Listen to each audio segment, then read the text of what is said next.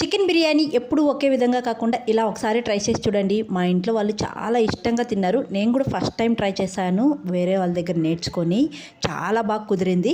Weekly ఒకసారైనా try చేయాల్సిన recipe అనమాట. ముందుగా 1 kg చికెన్ అయితే బాగా వాష్ చేసుకొని మసాలాలు అయితే కలిపి పెట్టుకోవాలి. పెరుగు, అల్లం వెల్లుల్లి పేస్టు, పచ్చిమిర్చి పేస్టు, తర్వాత రెడ్ చిల్లీ పౌడర్, ధనియాల పౌడర్, వేయించిన జీలకర్ర పొడి, మిరియాల పొడి, పసుపు, నిమ్మరసం, సాల్ట్ ఇవన్నీ వేసుకొని బాగా కలిపి మూత పెట్టి 1 అవర్ ఉంచాలి. రైస్ కూడా 1 అవర్ నానబెట్టుకోవాలి. 1 అవర్ తర్వాత మనం కలిపి పెట్టుకున్న చికెన్ని డీప్ ఫ్రై అయితే చేసుకునేయాలండి. ముక్కలన్నీ వేసుకొని ఎర్రగా డీప్ ఫ్రై చేసుకునేయాలి ఆయిల్లో. ఇలా ఫ్రై చేసుకున్నాక పక్కన పెట్టుకునేసేయాలి.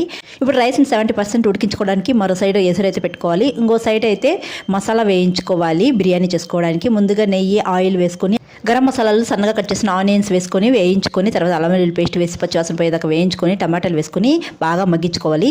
ఈ టమాటాలు మగ్గేలోపు పెరుగులో రెడ్ చిల్లీ పౌడర్, ధనియాల పౌడర్, గరం మసాలా, తర్వాత కొద్దిగా బిర్యానీ మసాలా వేసి బాగా కలిపి టమాటాలు వేగిన తర్వాత వేసుకొని, తర్వాత కొత్తిమీర పుది కూడా వేసుకొని ఆయిల్ పైకి తేలే వరకు వేయించుకోవాలి. ఇంకో సైడ్ ఎసురు బాగా తెలుతున్నప్పుడు రైస్ వేసుకొని 70% ఉడికించుకోవాలి.